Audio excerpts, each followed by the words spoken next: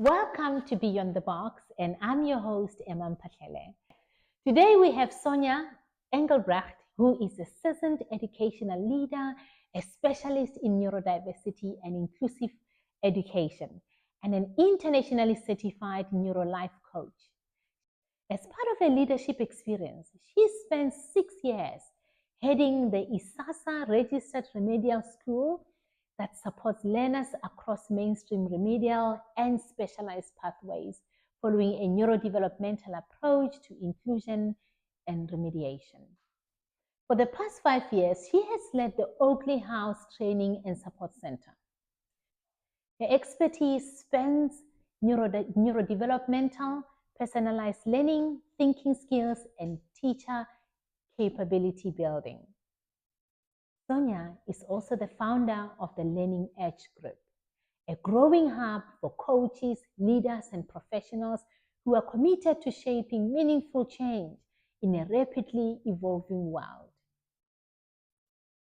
It connects skills individuals with organizations seeking transformational growth experiences, creating a community where development, expertise, and purpose align. Sonja, welcome to Beyond the Box. It's such a pleasure to have you here with us today. An absolute pleasure. Thank you for having me, Emma. Yeah, so take us back to where the whole journey started. What got you to where you are now? Well, I firstly started off as a teacher, which was never my intention. But at school, I thought I would study psychology, and I was advised to do a teaching route first and then do my postgrad in psychology, and then obviously going on to my master's and doctorate, and then opening a whole lot more doors than if I would just study educational psychology. So I took that route. I studied teaching, and then obviously after my 4-year degree, I had to work like we have to. Yeah. And I just fell in love with teaching. Yeah. Why were you interested in psychology, if I may ask? Yes, I've just always had a passion to support and guide and give. And I started teaching, and as I said, I fell in love with learning and teaching children to learn, and I got curious about how they learn, and also realized that it's very different to what I've experienced or what I thought it would be. And as I moved from mainstream to a more inclusive environment, I realized that personalized education is my passion, where you can actually look at the learner as a whole. And that's how this whole journey started.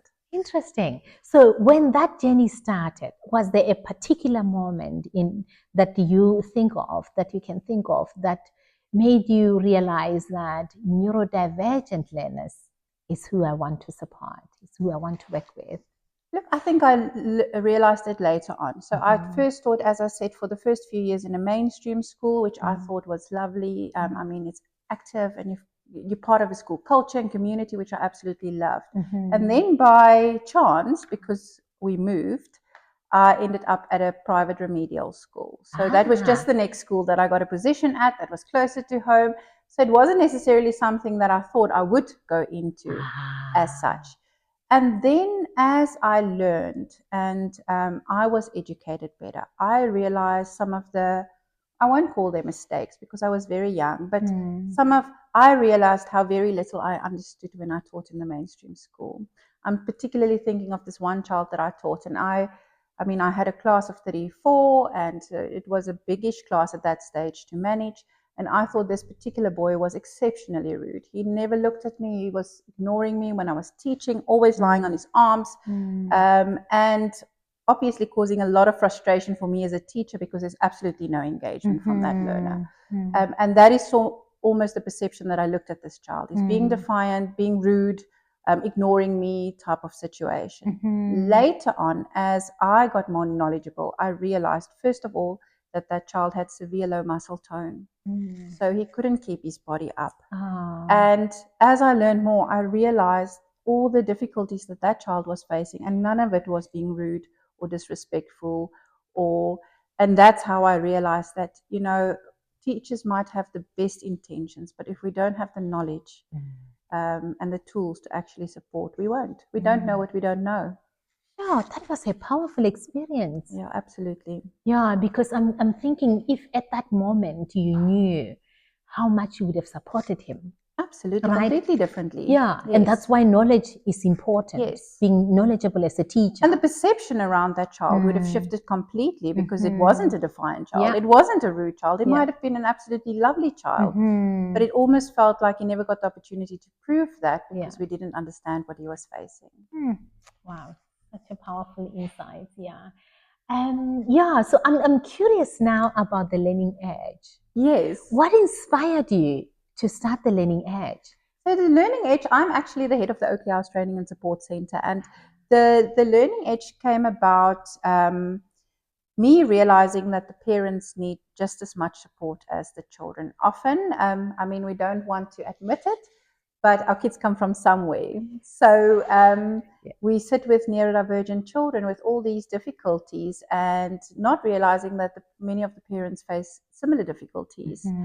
And as I started working, I first started at Oakley, starting as a parent support group, which was lovely. I got more insight in terms of what type of support parents need.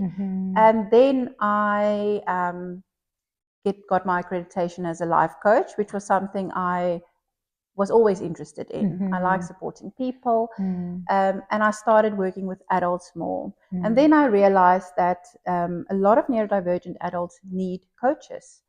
And they need support. I often sit with parents and then they say, but my child is not depressed.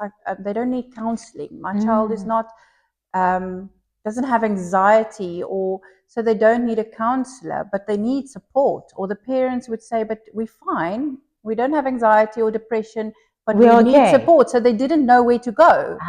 They didn't know where to go, or who to go to, or who to find guidance from. It's interesting that you are focusing on the parent, because more often, it's thought that, the child is the one who needs support, right? But what we recently found in the discussion with the DBE was, because they're looking at the whole system as far as support is concerned, was when you send this child home from school, you send this child somewhere. Absolutely. To the parent. So that's who you're focusing on, the parent. Yes, absolutely. And if the parent is not in control of the emotions, and if the parent is not in a regulated state, then how would they support a child if they are not regulated, or if they are not calm, or if they don't have the tools to support the child? We think as parents, I think we often expect parents to just know. Yeah. But they don't come. Kids don't come with a textbook, no, do they? No. Do they? And I mean, we can keep them alive and we can feed them and teach them values and culture and things like that. But how must they know how to teach them in an area that they've never experienced before? Absolutely. And is it fair to expect that? It's unfair. It's unfair unless the parent is in the maybe psychology space, or absolutely, even the teachers themselves. I wouldn't say if the parent is in a teaching space, but it's unfair to expect the parents to know. Absolutely. Yeah, and that's the gap you guys are feeling. So you're supporting the parents. Is that the only person within that you're focusing on within the Learning Edge? No, absolutely not. So it is parents. It's what we do is we create awareness around neurodivergence in the public. We go to corporate companies, and so we actually have quite a few corporate companies now currently seeking for support, workshops, intervention, coaching on how they can be more neuro-inclusive. That's amazing. It's absolutely amazing. That's absolutely amazing. So that is a whole field that is just blooming at the moment. And even something like companies asking us to sit in on interviews, because they want to be neuro-inclusive and employ someone who's neurodiverse, but they don't know what to look at. Why do they want to employ somebody who's neurodiverse? I think people generally want to be more neuro-inclusive. Okay. Look, I think that is twofold. I mean, we can have a debate around why. Yeah. For some people, it is to tick a box because they have to be. Yes, I wasn't thinking that way. Yes, but yeah, for absolutely. Some people it's to tick a box. Sometimes policy requires you to be inclusive, so that's what they do. And on the other hand, I think people are realizing that there's a whole world of wealth and expertise and knowledge in these neurodivergent people who just think differently. And it's actually been proven that teams who are more inclusive in terms of neurodivergence are more productive. Absolutely. And they are better at problem solving. Yeah. And I mean that, there are studies that shows that. Yeah, Microsoft actually did a study recently that talks about how cognitively diverse teams tend to perform much better, and cognitively diverse organizations have not unfair advantage, but they've got an advantage as far as innovation is concerned. Absolutely. Over their counterparts that don't. Definitely not unfair. Yeah. I think they're thinking outside the box. Absolutely. Yes. So it's nice that companies are reaching out and they are kind of preparing the space to make sure that they are neurodiverse inclusive, not just to tick the box. It's very nice to hear you say that, actually. Yeah, so that is another aspect, is actually supporting companies to be more neuro-inclusive, to create or to sit and discuss around policy documents, is what is person-centered and what is just there to tick a box, exactly that. And just to create empathy and understanding. And that's amazing what you're doing. So if I want to, summarize what the Learning Edge does, you equip parents with the skills to be able to cope themselves if they're neurodivergent, or to support their children who are neurodiverse or neurodivergent. Yes. You work with corporates to kind of help them become more neurodiverse inclusive. Who else do you work with within the Learning Edge? So individuals. So individuals who are neurodiverse themselves, who has a specific aspect of their life that they struggle with. A lot of the time it's executive functioning, or it's actually sometimes something very simple. So they can be, neurodivergent people often hyper-focused and are absolute experts in a certain field. And then they don't necessarily shift to think of other aspects of their life. So we often help individuals to just be more balanced in their life, looking at things literally like executive functioning skills, sometimes nutrition, whatever area it is that they focus least on, so that they can actually focus on the things that they're brilliant at. That's just amazing. You guys are doing really amazing work. Do you work within the Western Cape, South Africa in general, or what's your focus area? Well, at the moment, in terms of the coaching, it is very local. It's very local. I do work, however, with a lady from Greece who does something very similar there. So we work in collaboration together, but not more for me for the two of us to support each other, so that she can branch out that way and I can branch out this way. Absolutely. Also looking at mental well-being of neurodiverse individuals, also teachers, professionals. Yeah. Okay, so you mentioned that part of the focus group that you guys focus on at the Learning Edge is teachers. You support the teachers. So what are the things that are keeping teachers awake in South Africa? What are the challenges that they're facing as far as working with neurodivergent learners? So first of all, our focus in terms of supporting teacher is more my focus on supporting teachers and educating teachers falls more under my Oakley umbrella. So I'm also the head of the Oakley House Training and Support Center, and we specifically focus on teachers and teachers training. And I think one of the biggest struggles that they at the moment struggle with is, or in terms of neurodivergence, is not necessarily, as I said in my experience as well, a lack of care, but it is this conflict or this mismatch between the complex learners' needs, and there are so many learners that they need to look after, and insufficient systemic support. They don't always have the systemic support. So I think that is one. Unpack that a little bit for us? I think they sit with. Well, we know that specifically in South Africa, teachers sit with overcrowded classrooms. They sometimes sit with, if they are lucky, between 20 and sometimes 40, 45, if not more learners in a classroom. And if each of them have diverse needs, how can they actually focus on every single child, even with all the love and care in the world? So overcrowded classrooms is something that is definitely limiting teachers' ability to be more inclusive. The other thing is definitely limited training. And I feel it starts at university. So if I think of my undergrad, and I specialized in learner support, the focus there was mainly physical disabilities or visible disabilities. So so you would learn as to how do you support a child in a wheelchair, and how do you support a child who with visual barriers, which is very important, but very little focus on those invisible difficulties and barriers that the Absolutely. children are facing, Absolutely. such as neurodivergence. So definitely limited training. I also realized that if I go and do training at schools, is that the teachers actually do not know, even leaders. So I did a training session the other day where it was one of the senior leadership members of the school, and they booked me to come and do autism training. And that leader said to me, so you're going to talk about ASD. Is that the same as that other ADHD that everybody talks about? And then I thought, if on that level there's no understanding, how on earth do we expect the teachers working within those teams to actually understand more? Oh, wow. Yeah. So that's a bit tough for the teachers. Absolutely. Because I remember, one of the programs we run here is called Celebrating Neurodiversity, which is a quarterly event. And I think 2 years ago, we had a teacher who said she's doing all she can to support this one particular learner who is autistic. But for some strange reasons, she was receiving, I don't want to say no support, maybe that's the right word. She was not receiving support from management.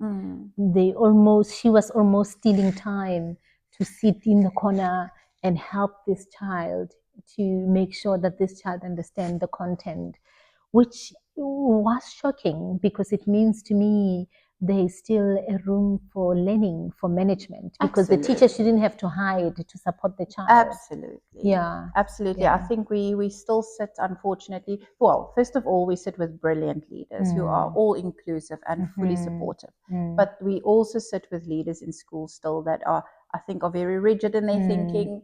I often hear, but we've always done it that way. And then in terms of leadership, I always say to them, so if I was a really good leader in my school pre-COVID, but if I used exactly the same leadership styles and strategies post-COVID than I did pre-COVID, I would have failed my team. Absolutely. We need to adapt and adjust. I think there is still a lot of room for improvement when it comes to leadership and teacher support when it comes around neurodiversity. What I do like is that your organization, you don't just work with the teachers, you work with the leadership as well. Absolutely. To facilitate that culture change, Yes. which is very much needed. Absolutely. So when you talk about, and I was smiling when you're talking about systematic challenges that the teachers are facing within the classroom, because we had an official from DBE for inclusive education who talked to us about how they're exploring the different models within different African countries. That I think either they're busy doing the benchmarking or they've done it. And he raised a very intriguing question: is it the learner to teacher ratio that's a problem, or is it overcrowded classroom that's a problem? And how do you define overcrowded classroom? I don't want you to delve into that. That's something you should think about. It's in his podcast. Very interesting question. Yes. When he said it, I literally, my eyes opened and was, wow, I never thought of this. I wonder what the teachers will think. I wonder how other people think. But it was fascinating. Sure. So maybe, Sonja, let's move now. Now that we know what challenges teachers are facing in the classroom, I'm curious to hear from you. You know about the white paper 6, yes, absolutely. The policy. Why is there such a mismatch, or is there a mismatch between policy and what actually happens there's within definitely the classroom? a mismatch. I think that first of all, the white paper 6 is a brilliant document. It is, I feel personally, it's very detailed. It gives very clear structure and guidance of how children should be supported, and how inclusion should look, or what inclusion should look like in a school. I do, however, feel that it's an aspirational policy. It is based on what I call blue sky expectation, what the ideal would look like. And as I said, it is a brilliant policy document. It is very detailed, but in reality, teachers do not teach in that ideal setting. They do sit with classes that are overcrowded. They do sit in classrooms that has limited resources. They don't necessarily work in schools that has the funding to provide the necessary training. Access to, if you think of access to support, there's the school-based support teams, and then there's the district-based support teams. And I mean, often the schools sit with very long waiting lists. I was talking to a parent the other day that desperately needs a child to be assessed, and her child is in a I want to say a fairly good government school. I mean, it's one of those Quintile 5, more or less. Yes. It's a good school, but I mean, they don't have 11,000 rand or 13,000 rand to have the child assessed at an educational psychologist. So, and she was on a waiting list, and it almost, the child would have been assessed only at the end of the year. They didn't have the capacity. There are too many kids that need support. There are too many children that might need assessments, and there is one remedial or support teacher that sometimes work between 3 or 4 schools, and they are really stretched thin. So again, in theory, those remedial or support teachers that works for the department, they are brilliant and so supportive. But realistically, how many children can they support as one individual across 2 or 3 schools? You're raising a very interesting point, because in my conversation with Mr. Jabulani Ngcobo, he mentioned to me that teachers should be able to do an assessment themselves. One, in that a child does not necessarily have to wait for an official assessment. I don't know if it's from a district level. Once a teacher has made any determination that, okay, there's a gap here, that teacher can try applying, making concessions available. Is that not what is actually happening? No. So if you look at the requirements for children to actually get concession, is that the one of the requirements are that they need an official diagnosis. So, and a teacher definitely cannot diagnose. You need to be a professional.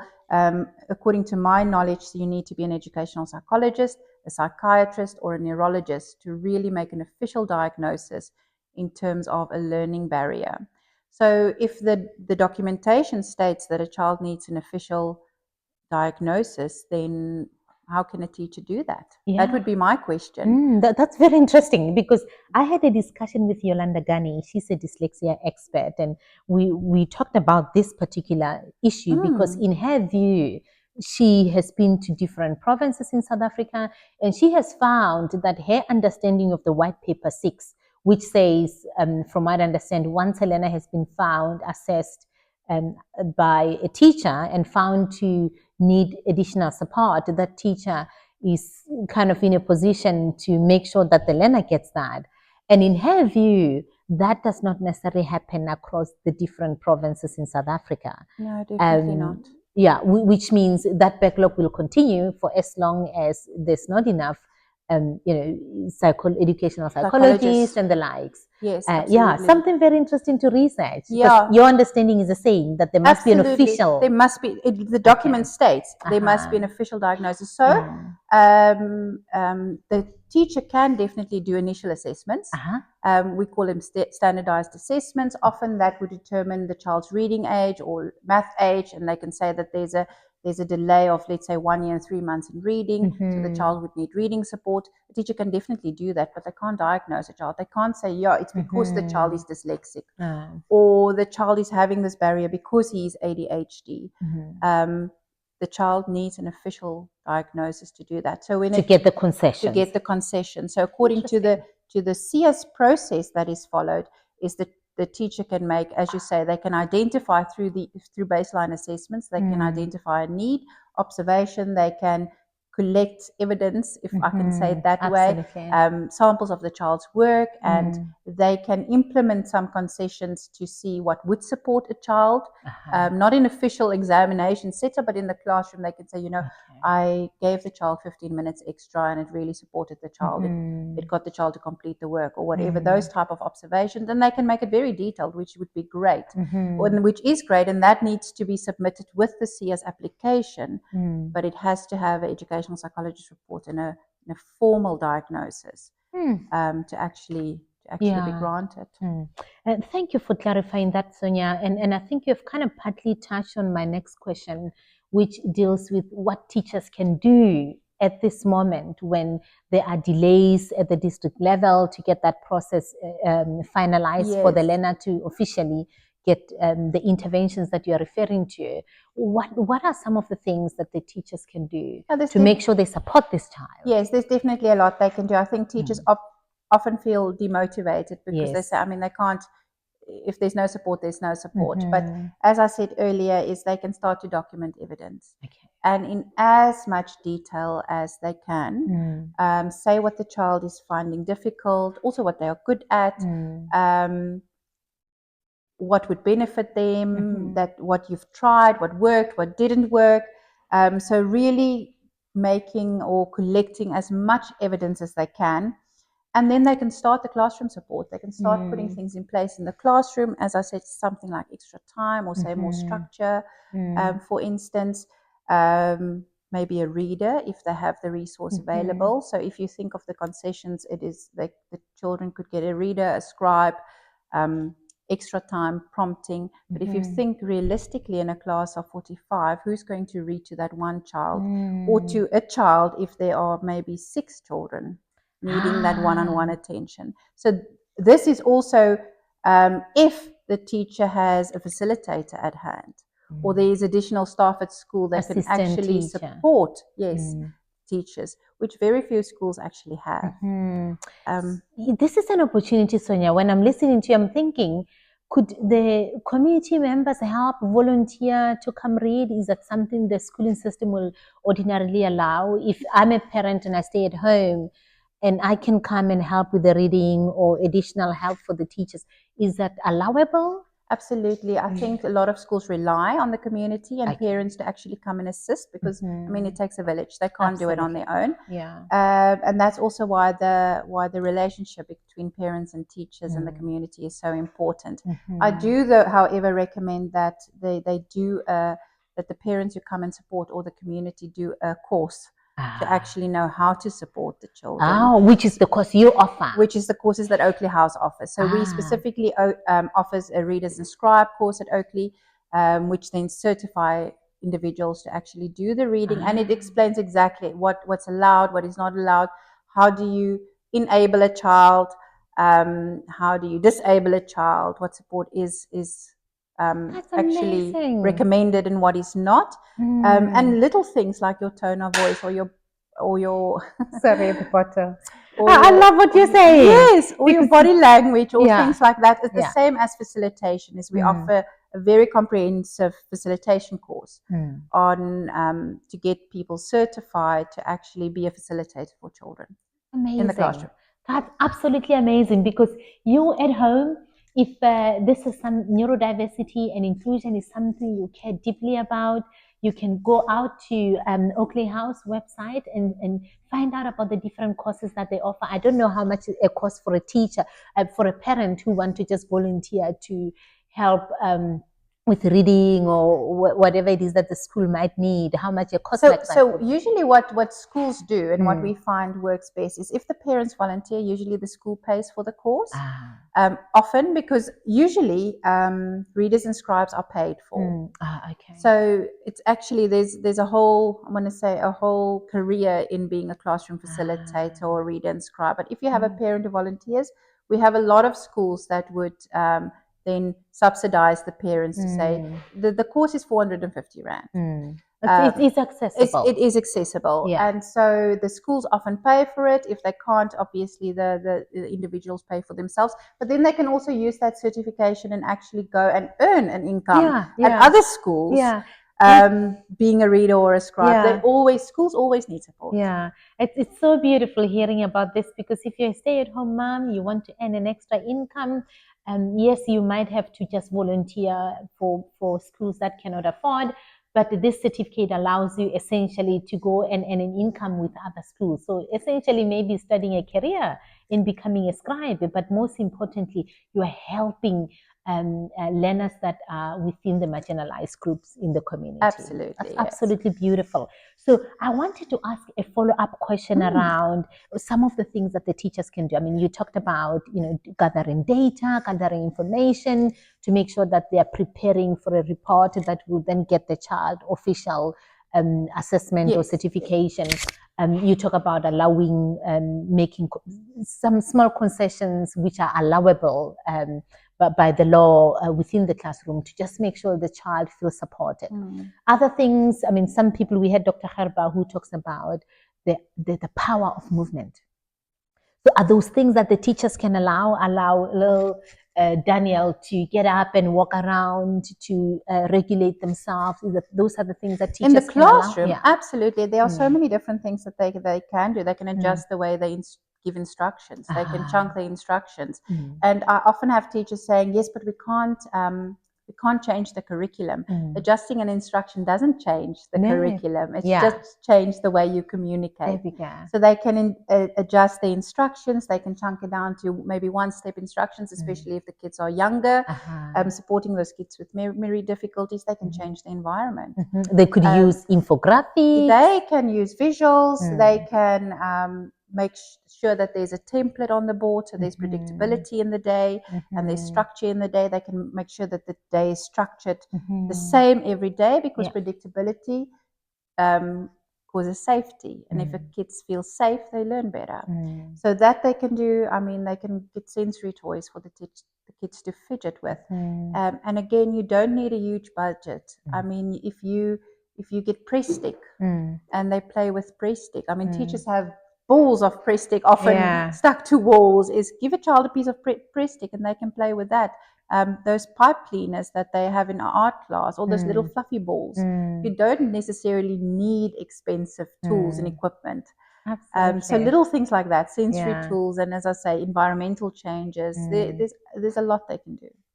Amazing. Yes, I mentioned that we went to Autism Western Cape. They had this art gallery event. It's an annual event. And we met this young artist who's autistic. His name is Ian. And he has chunk of plastic. And he's creating art from this plastic. I mean, obviously, he made this beautiful lion. And it's in the car now, but I wanted to show it to you.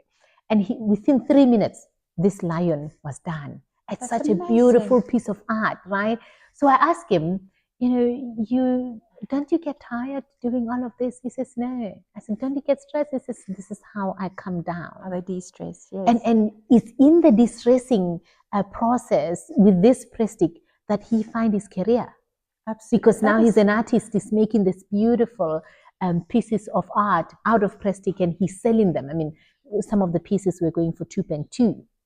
Sure. Which is an income he can earn and sustain himself. So I want to, on that note, so what if he was in a classroom with a teacher who didn't allow him to do that?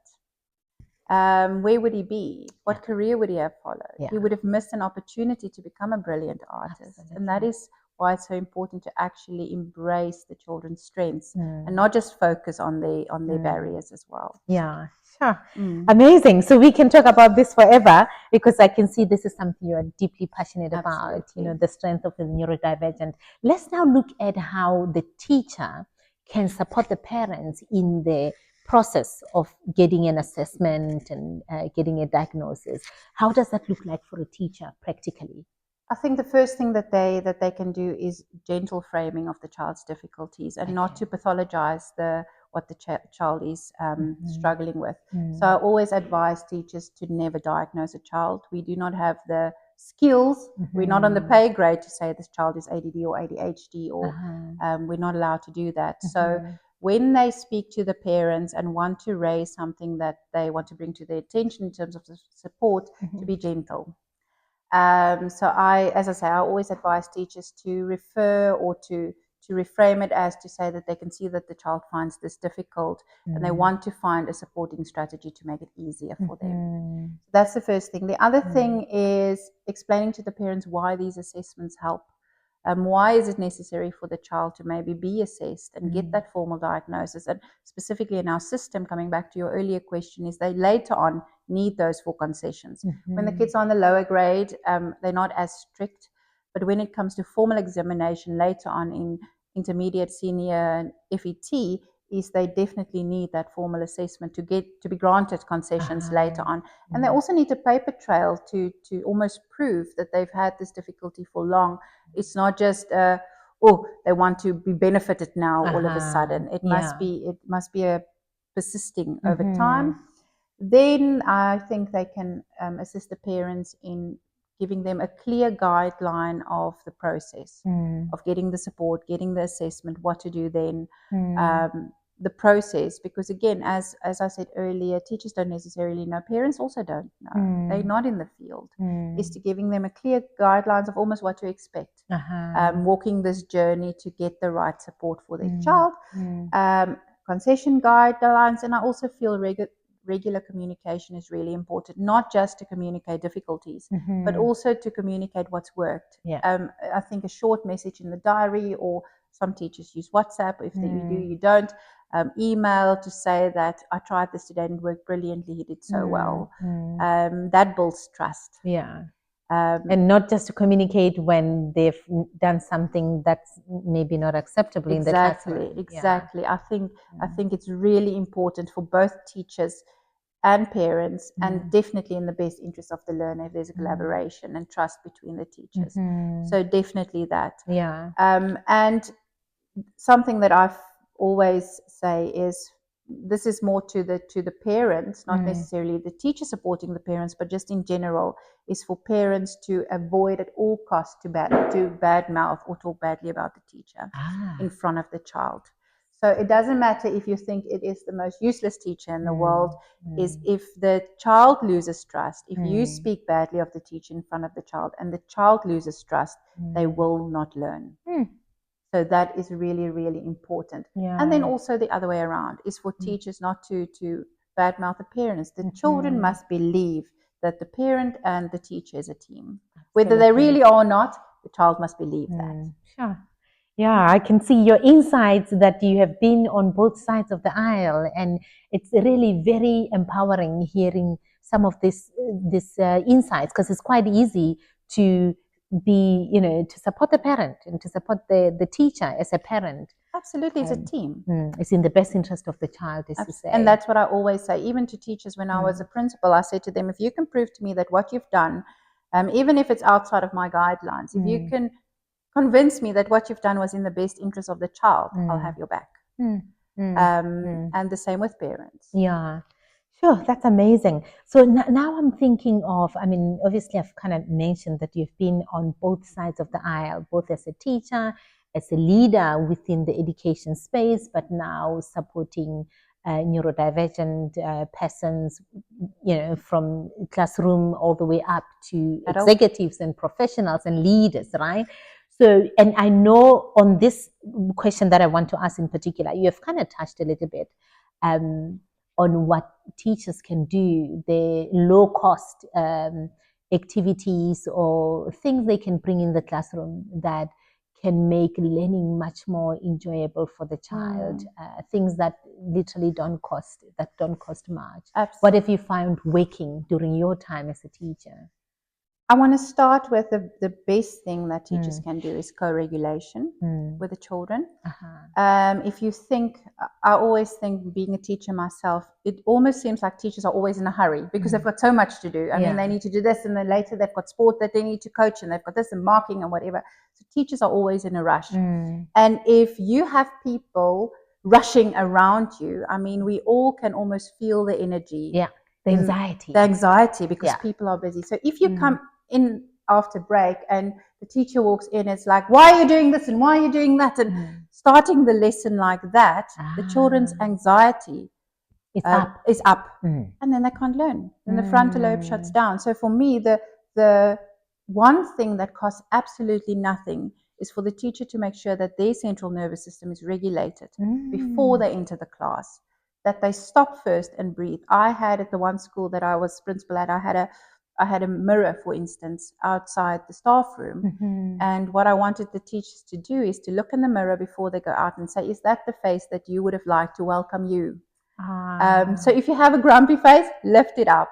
That's amazing. Because it makes such a big difference to the child's learning journey. And we know at Kids Innovate Africa that, what I tell my team is we put a performance. It doesn't matter whether we fought with somebody or we're upset about a deadline, we're stressed out, we fix ourselves. The child must feel like, I belong here. They've been waiting for me. And it's important because kids go through bullying and a whole lot of things, in their environment or at school. So I love that, that was the culture you were developing as a leader in school. Yeah, so self-regulation and is definitely, or co-regulation is really important. Also to slow down at the start of the lesson. So instead of what we see is the teachers say, come sit down, so what I would have suggested to teachers usually is just to go sit down and point out the one child that's maybe sitting. So I would say, I can see that Emma is ready for the lesson, even if the others are going on at the back, and I would slowly but surely, they would start mirroring what the others are doing until everybody is settled. And if there's that one child in the corner that's not listening, then I would gently say, we're just waiting for Sonja to just sit down with us. Wow. And you wait. That's so powerful. Yes. Something as simple as that can make or break your lesson, and it doesn't cost a cent. So that co-regulation is definitely my go-to. Then the way you instruct, clear, chunked instructions is really important. And I often have teachers saying that, how do you expect me, Sonja, to accommodate all these children with different needs? All neurodiverse children would benefit from clear, chunked instructions. Absolutely. So the way you communicate, make sure that you communicate clearly, and one instruction at a time. Make sure that they know what they need to do. If you have the one child that's not listening, ask them to repeat. Say, can you just remind everybody what it is that they need to do? Get them to repeat the instruction so that you can make sure that they know exactly what to do. That's very important. Then movement opportunities, very important. Build it into your lesson so that they don't have the need to constantly move. You are giving them the opportunity to move. And they don't feel like they're naughty because they're moving. Yes, they're not labeled as naughty. Absolutely. And even the child who's neurotypical can benefit from movement. Absolutely. So movement breaks, whether it is just to stretch in between or to sing or to clap or to whatever your thing is to get them to move. Visual cues is the other one. You don't necessarily need fancy, expensive flashcards. You can literally just write, for instance, the plan of the day on the board to make sure that it's visual, what the kids need to do. It's also a reminder which lessens anxiety. They don't have to guess what comes next. They can see what comes next. So that is another one. Fidget, as I said, silent fidget toys. Usually I would recommend to teachers try to get something that doesn't make a noise because that can be distracting. Yes. But silent fidgets, like I said, even a piece of felt or material can be beneficial for a child to fidget with. And then short bursts of work is my other recommendation, is let's say we're going to work really hard for the next 15 minutes and then we're going to take a quick 5-minute break. Or we're going to work really hard for 20 minutes, depending on the age, 10 minutes, depending on your class's ability. So this is focus time, we're going to work really hard and then I'm going to give you a breather for 5 minutes where you can quickly go and drink a glass of water or stretch or do what you need to do. Yeah, these are practical strategies that are actually implementable, quite easily implementable within the class. I was going to ask you something, but which is not in the script. When we talk about when you talk about before you come into the class, breathe in and regulate yourself as a teacher if you're feeling stressed out, so that energy doesn't transfer to the kids. Yes. But I'm curious because teachers go through a lot, especially in public schools where there's different factors at play that they feel so stressed out. Not only that, they've got their own lives, personal lives, and how do you advise them to kind of to live in both worlds? I think first of all, that is why coaching is so important and powerful, as well as training, because training something like mindfulness is really important. I think a lot of us, if I think of one of the training sessions that I do, I start with a slide where there's a picture of someone whose mind is full of things, and then one of being mindful, and the difference between having a mindful and being mindful. And I think we often have our minds full of our private life, what's happening, all the expectations, the assessment that you need to do. I mean, the curriculum, the deadlines, the deadline, the curriculum expectations, all Yeah. those kind of things. Our minds are full.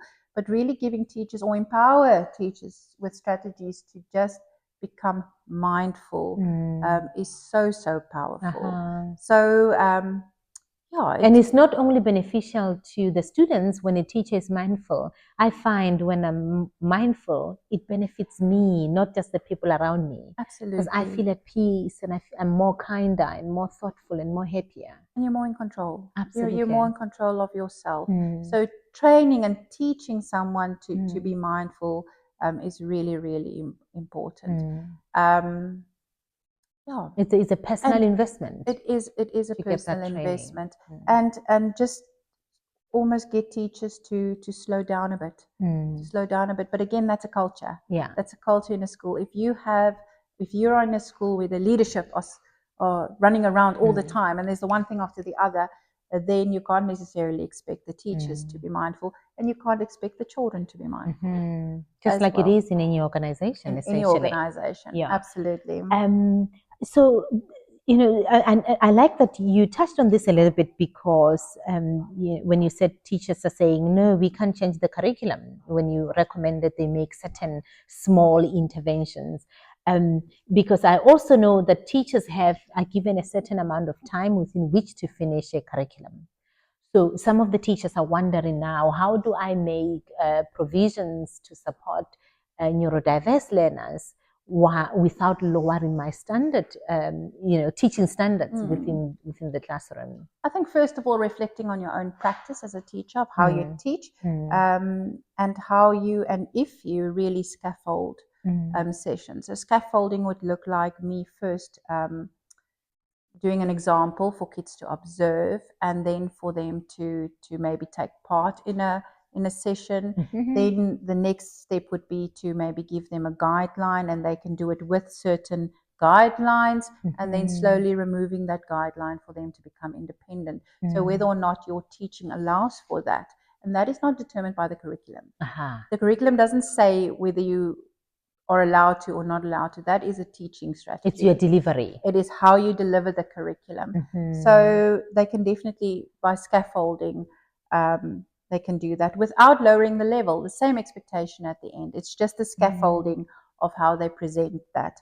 Then clear steps. Clear step doesn't know the standard. It is the way you communicate. To say that, did I communicate this in a way that the kids can actually understand? Do they know what is expected of them? Clear expectations, explicit language, so that they actually know exactly what it is. If I think, I did an observation in a class where the kids had to do a maths assessment, and the child was an ADHD child, and he rushed through the work, and he did sums on both sides. He plussed, and on the other side he was supposed to actually minus. Right. All it would have taken from the teacher is to, before the test, to slow down and say, right, you're going to write the assessment. On the first page, you're going to follow one strategy. If you turn around, make sure what strategy you need to follow, without telling them what they need to do, without lowering the standard, just your explicit communication, making them aware, making them mindful. It's as simple as that. Yeah, it's as simple as that. I like how you're unpacking them. And for our teachers who work so hard, and we know that you are in the job that you're doing because you love it, and you believe that's where you're making an impact, or you're meant to be. So it's quite nice hearing you sharing these practical strategies that are really easy to implement. Yes, and also brain-based teaching, or multisensory teaching can really support it. Making sure that there's a visual aspect for the kids who might not be auditory learners. They might benefit from a visual reminder, having the keyword on the board, or if the child is not a visual learner, that you have it verbally. So making it as multisensory as possible. Sure, amazing. Sonja, let's look at the support structure. And we hear quite often that there's not enough support. Not all the schools in South Africa have internal support that's needed to support neurodiverse learners. So what advice do you have for the schools that do not have that support? They don't have teacher assistants, they don't have educational psychologists or remedial support. What advice do you have for them? What in-house support structures can they explore? So firstly, school-based support team obviously has a very essential role. But as you say, it's not always possible. It's not everybody has access to that. So my advice would be not to try and duplicate that, the school-based support team as such, but to maybe create little microsystems of pockets of safety, for instance, and collaboration and problem solving within a school. So I am thinking to maybe they can identify internal champions, if I can put it that way, maybe. Like teachers, other teachers. Teachers, they use it. I mean, they have the team. That's what they've got to use. And we have to use what we have to be resourceful. We have to be resourceful with what we've got. And again, it's all about the culture of the school. So, and it comes from the leadership. So I think I know that they can maybe create or identify internal champions where you give certain teachers in maybe the area of strength, a specific role to play. For instance, I'm thinking maybe someone who is really kind. They can look at the children's well-being and focus on that. If there's an academic expert, they can use that teacher as sort of the leader to filter that through. So almost assign each of those people a small role where they can build a collective problem solving. What I often see when I go in schools is that teachers work very much in isolation. Everybody is so rushed. It's similar to corporate. Yes. So they get together. Silo thinking. They get together and they do certain things to tick a box, but it's not necessarily like they sit together to collaborate or to problem solve. So there's a big opportunity actually in schools to do that, for teachers to say, you know what, I am really passionate about something. I can be a resource in this aspect. I'm very good with structure, or maybe I'm really good at IT, so I will create a shared folder on Google Drive for everybody to share resources, for instance. So really looking at individual strengths and maybe assign small roles for them to support each other. Otherwise, it's a very difficult and very lonely road. Absolutely. I can imagine. And as you're speaking, Sonja, I'm thinking of, sometimes there's those teachers within school that are really good at praising or, acknowledging their strength. And no matter how small they are, that teacher can pick it up and say something really kind, as you said. So how about you have that teacher going around to spread the kindness and yes, absolutely, and the celebratory spirit with the neurodivergent learners, because more often all they hear is, you're not good at this, you're not good at that. So it's having somebody like that can lift the spirit of the students. Absolutely. And the well-being of the teachers are really important. Again, as I said, if the teacher's not mindful, and if they don't look after their own well-being, it will filter through to the children. Absolutely. So they can definitely do that. They can share resources. Maybe they can start peer support, where you have stronger learners, where you put them in a bit of a role of responsibility, supporting children who need a bit of support, whether it is in social skills. You get children who are very social, so maybe group them up and get them to support those who struggle with or have social difficulties. Then you get the kids who are strong academically. They can maybe support a learner who is struggling in that subject. So peer support is big, and it also gives children the opportunity to step up. Yes. Those who are stronger. Yeah. And we often focus on those who have difficulties, but what about the kids' strengths? Absolutely. Use it. And I love how you put it. I just hope that people can take up opportunity to come to your training, because that's literally what we talk about here at Kids Innovate Africa, to say we have neurodiverse learners, or neurodivergent with neurotypicals together, because it's an opportunity to learn, to educate. So if I was to give you an example, one of our students will say, today I took medication. I took my Ritalin in the morning when I went to school, but now it has run out of my system. So before I came to robotics, because it's an after-school workshops that we run, I forgot to take another dose. So now this student is educating the other learners who are neurotypical to say, if I didn't take a medication, this is what happens to me. Absolutely. And it builds so much compassion. they start to understand, they have questions. So neurodivergent person, so if you have ADHD, how does that affect you? What does it mean? So the level of compassion we see from the neurotypical, just because they're educated, it's so powerful. Absolutely. And also, if you think, if you're in a schooling environment where the teacher is conscious of the language that she uses, and she would embrace that and say, so what is it that you need from us? Yes. To do your best this afternoon, for instance. Yeah. Then that is the type of language that the learners will adopt. So there's a lot of power in the language that we use. Sure. Amazing.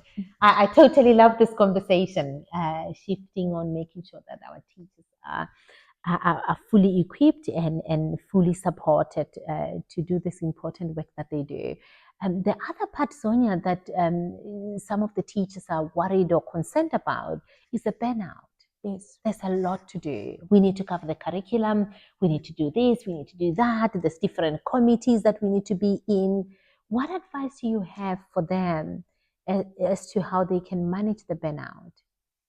Firstly, I think there's not enough focus on teacher burnout. I don't necessarily think people realize the strain that it takes on teachers who needs to be compassionate all the time, and having to absorb all those little or bigger people, little bodies, energy and frustrations and emotions, and have to facilitate that all the time. So I think there's a big lack of understanding, especially from leadership, of what teachers actually, I want to say, go through. It sounds terrible, but what support they need, and how very real teacher burnout is. The human, you're talking about the human behind the profession. Absolutely. Yeah. And the human that we expect to be compassionate, and that we expect to be mindful, and that we expect to model and voice individuality and holistic learning and compassion.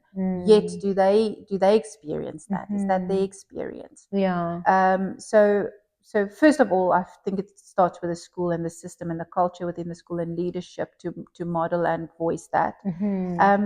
But in terms of the teacher, I think it is up to them to slow down. I've often seen in the staff room that teachers take on more and more and more. So I think firstly, to just be aware of your own limitations. You don't need to do it all. I always say to them, just because you can doesn't mean you have to. That's right. I'm sure we can do everything. Yeah. But do we really have to? And then what effect will that then have on your well-being, and what effect will that then have on your children in your class and your interaction with the parents in the afternoon? That's right. Will you have the same energy to have the compassion that is necessary to act in the best interest of the Absolutely. child? So to just that awareness, to not take on too much. Yeah. Then supportive circles is really important, and a place where people can debrief and actually say, you know what, in a safe space to say, today was really hard. Yeah. I really struggled with that child, or I really struggled with this, or I just needed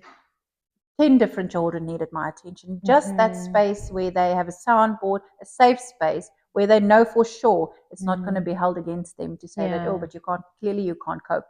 I think that's often the fear. They say that they don't have a space where they can say, because then the leadership might think that they're not coping, or that they're not, which is not the case. We all have a hard day every now and again. And I think just creating a support space where they can, either with a peer or within a group where they can debrief, is really, really important. Yeah.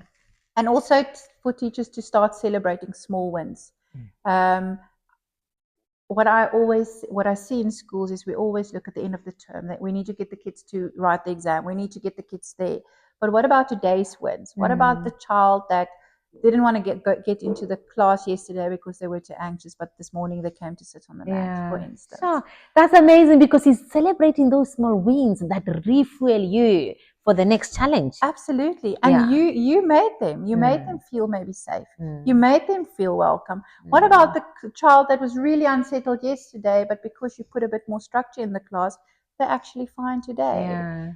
It is, or the child that finished 2 sums, but yesterday didn't want to complete the task at all. Not the end goal, because I often say to teachers, but there are 20 sums. That's not the point. The point is that the child made progress, and you got the child to make progress. So really also celebrating and just acknowledging the output of what they have put in, even if it is not reaching the outcome on the curriculum paper, is really, really important. Yeah, those are practical things that our teachers can put in place, because after all, you're not just a teacher, you're also somebody's child, son, daughter. You are a human, and some of you have your own families with your own adventures and challenges, and that you go through. So these practical strategies that you're sharing are quite useful, and I hope you could try and apply them and see how they help you. We often hear, Sonja, that change or transformation happens better when it starts at the top, when it's, start with the leadership, right? And so the same can be true about school management or the leadership of a school. And I wonder what you think needs to happen to have a real culture change within a schooling environment. I definitely feel like more leadership training is necessary. I think often teachers or principals become principals as they move. You move through the system. You're a teacher, then you become a deputy head, then you become a principal. And first of all, I think that's a very lonely place to be at. The very little input is given to you. You're the one always giving the input to your teachers and trying to do the training and trying to do the support.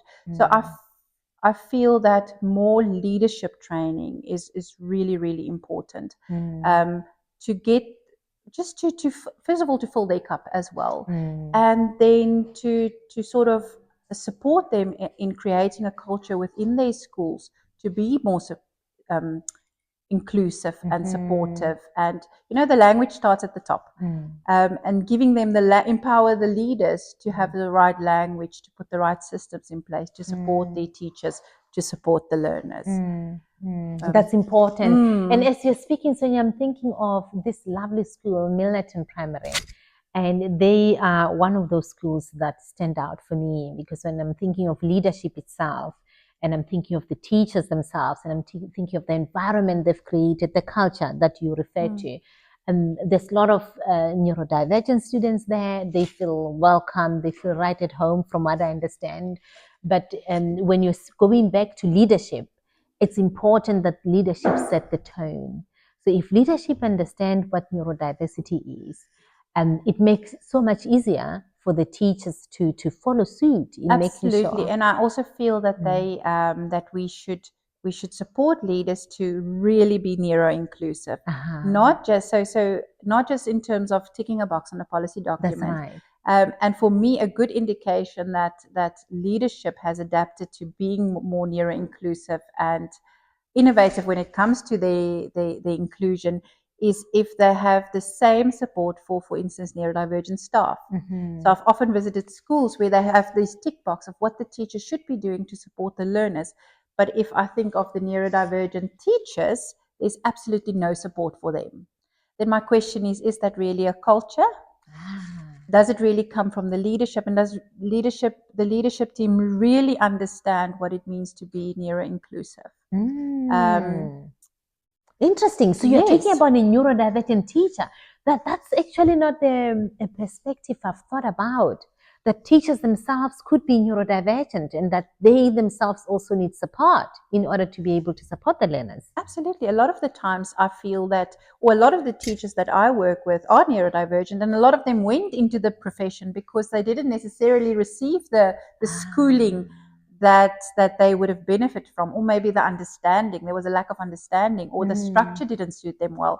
And they go into education because they want to be that change. But then they go into a schooling system that doesn't allow them to, because there's not necessarily always the understanding from the leadership team, or the buy-in from leadership team, or they almost have to, I think they damp it down a bit because they're not supported by the leadership team. And that is why the training for leaders is absolutely essential if they really want to be neuro-inclusive. Absolutely, because there's so much benefit to having an inclusive learning space for the learners.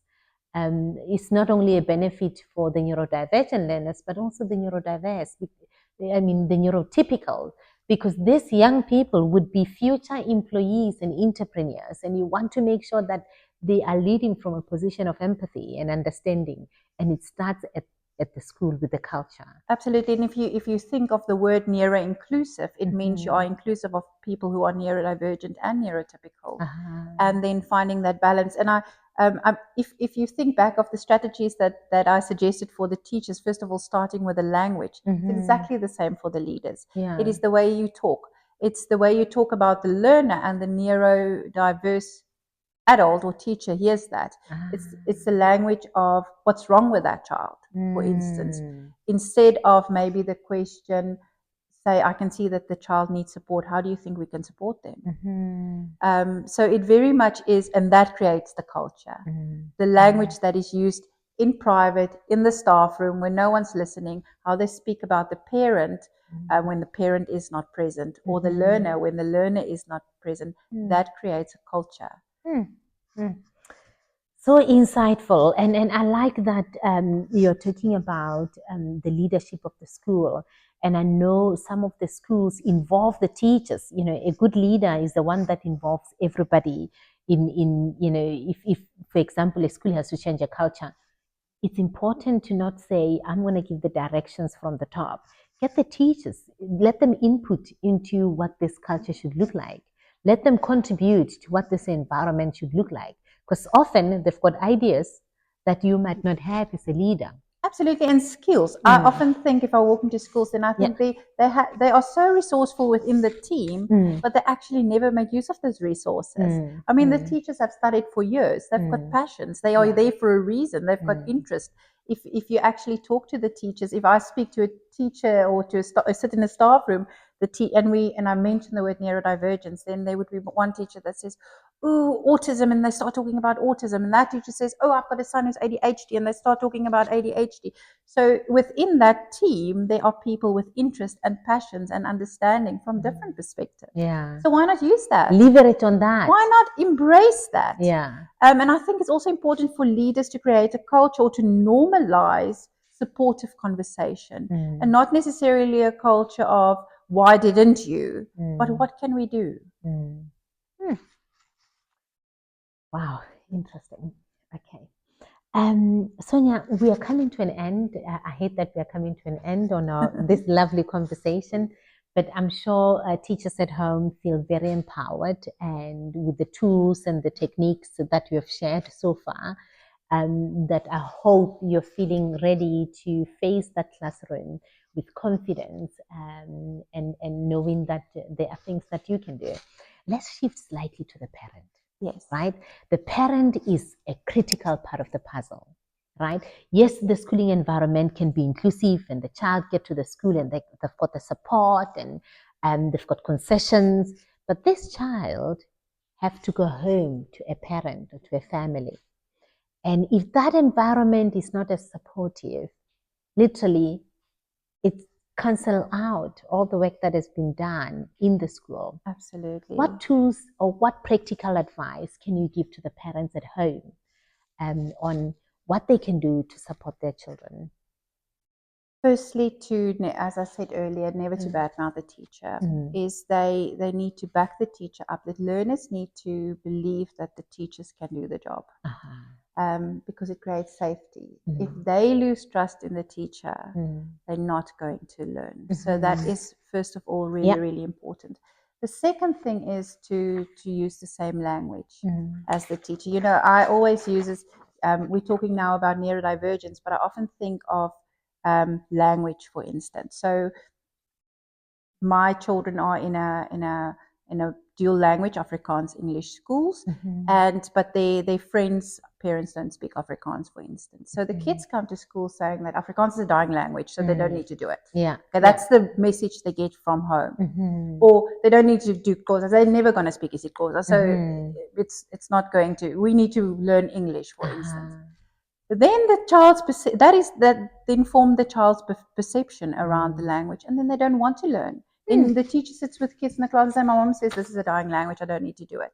For instance. So I mean, I'm shifting to language, but absolutely, you're using it as an example. As an example, how what we say to the kids matters. Yes, absolutely. So that, for instance, is really, really important. Also to find your team, to find a team of professionals that you trust and stick with them.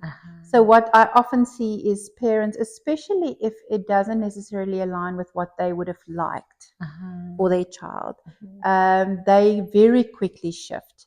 And then let's say from one professional to the next. So they would have the child assessed, and they would say one thing, they don't like that, then they go to another professional. They put the child in a school, they don't like what the school is doing, then they shift to another professional. So for me, it's really important. My advice to parents is to choose your team, find your tribe, and stick with them, even if it's not necessarily always what you would have liked. Is find a tribe that you trust and stick with them. Then routines. Try to follow the same routines that the school is following. It's really, really important. Have the same strategies at place. Have a calm box maybe for the children with fidget toys at home. The same language that the school is using. The other thing that is really important is when a child is difficult, for instance. I've often heard parents putting the kids in time out. Okay. So I actually, you know that you're not listening to me. Go to your room until you have fixed your attitude, or until you have whatever. Is something wrong with that? I would rather suggest, or maybe I can question it. What shift would it make if the parents actually make a time in to say that I can see that it's really difficult for you at the moment. Maybe I can sit with you and we can discuss it. Oh, it opens a conversation. It opens it. I can see that you have very big emotions at the moment. I can see that. Maybe we can sit together and see where that comes from. Yeah, interesting. I've never had that before. And I'm curious also whether that maybe parents, there's a fear to face the difficult conversation at the time where emotions are heightened. I'm sure there is, but just think of the shift that you can make in your child if you actually took the time and showed them to show them how to regulate their central nervous system and their emotions. So, right, I can see that you're really angry. I also get really angry. Let's sit together and bring that down. Let's see how we can shift that. Let's see where that comes from. There's empathy there. Empathy. Yeah. So that's another thing I want to challenge the parents is maybe change things like time out, especially with neurodivergent children. I mean, they often mask during the school day. They come home and the mask comes off, which is great because it means that they feel safe at home. The mask has to come off, but often with the mask coming off, there are big emotions. Absolutely. Which often looks like defiance or anger or frustration or things like that. And then after a difficult day that the parent had, I mean, that often clashes. And we actually, Sonja, you make me think of one parent, the radiographer, Mampo, who talked exactly about that, you know, when I come home from work and I'm exhausted and my child just wants my time and I have to pause a little bit and remember that my child had a harder day than I did with all the masking and, you know, having to adjust to the neurotypical world. Now they're home. I need to pause my being tired and focus on giving them attention a little bit. Yes, absolutely. Or to regulate together, to say, I can see you had a difficult day. I also had a difficult day. Or I can see that you're tired. I'm also very tired. What can we actually do to feel better? I think it's also very important to use those emotional naming so that it doesn't become a shame word, so that they don't feel shame because they're not allowed to be angry. To say you are allowed to be angry. I'm also angry, but it's how we obviously act on that anger. Absolutely. And to model, to say that this was a really hard day. What can we do to make what makes you feel better? For me, maybe I want a cup of tea now.